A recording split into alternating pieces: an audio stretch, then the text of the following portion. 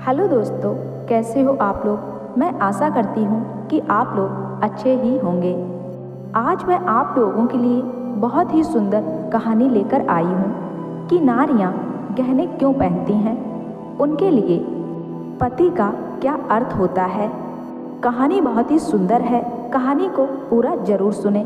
कहानी शुरू करने से पहले मेरे चैनल को सब्सक्राइब जरूर कर लेना, साथ ही बेल आइकन को प्रेस करके ऑल पे क्लिक कर देना, जो ऐसी ही खूबसूरत कहानी आपको सबसे पहले मिल जाए। और कहानी पसंद आए तो वीडियो को लाइक शेयर जरूर कर देना।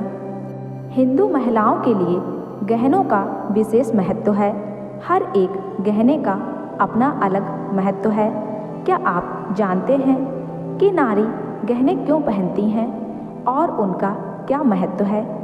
यहाँ जानिए इन गहनों से जुड़ा रोचक प्रसंग जो हमें प्रत्येक गहने का महत्व बताते हैं। भगवान राम ने धनुष तोड़ दिया था। सीता जी को 7 फेरे लेने के लिए सजाया जा रहा था तो वह अपनी माँ से प्रश्न पूछ बैठी, माता श्री इतना श्रृंगार क्यों। बेटी विवाह के समय वधू का 16 श्रृंगार करना आवश्यक है, क्योंकि श्रृंगार वर या वधू के लिए नहीं किया जाता। यह तो आर्यवर्त की संस्कृति का अभिन्न अंग है, उनकी माता श्री ने उत्तर दिया था।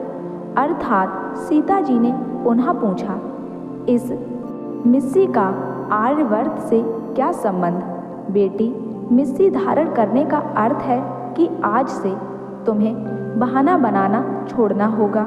और मेहंदी का अर्थ, मेहंदी लगाने का अर्थ है कि जग में अपनी लाली तुम्हें बनाए रखे होगी।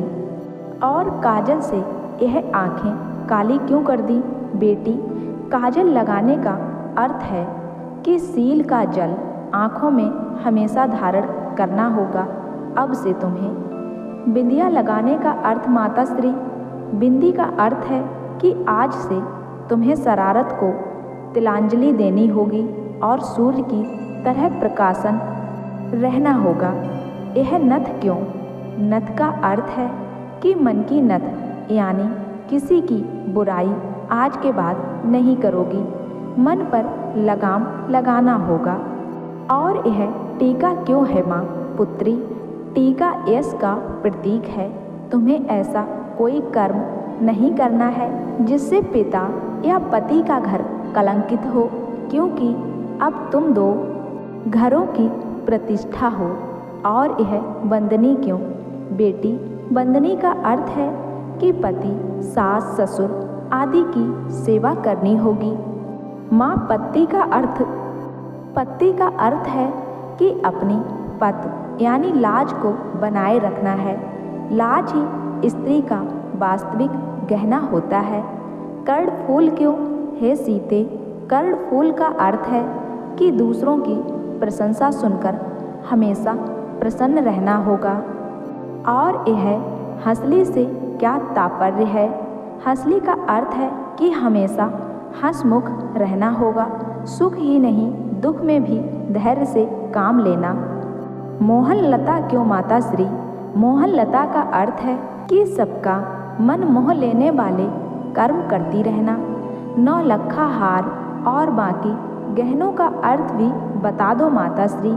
पुत्री, 9 लखा हार का अर्थ है कि पति से सदा हार स्वीकारना सीखना होगा। कंडे का अर्थ है कि कठोर बोलने का त्याग करना होगा। बांक का अर्थ है कि हमेशा सीधा सादा जीवन व्यतीत करना होगा। छल्ले का अर्थ है कि अब किसी से छल नहीं करना।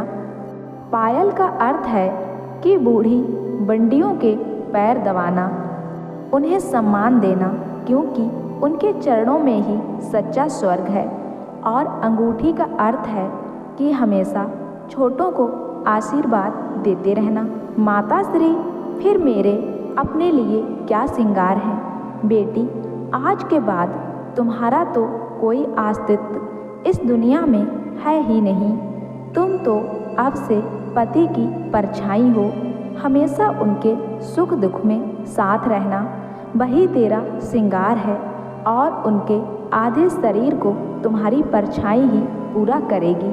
हे राम कहते हुए सीता जी मुस्कुरा दी, शायद इसीलिए कि शादी के बाद पति का नाम भी मुख से नहीं ले सकेगी, क्योंकि अर्धांगिनी होने से कोई स्वयं अपना नाम लेगा तो लोग क्या कहेंगे।